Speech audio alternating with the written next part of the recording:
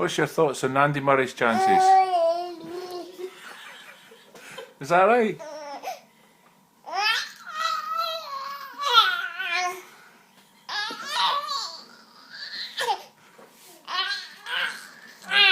Do you honestly think that about him against Tsonga?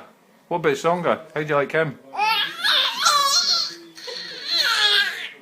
What about John McEnroe as a commentator? He's rubbish. Ah, I see you, right, okay. Oh well. I'm glad to see you're so knowledgeable about the tennis though. What about Sue Barker? Sue Barker, do you like her?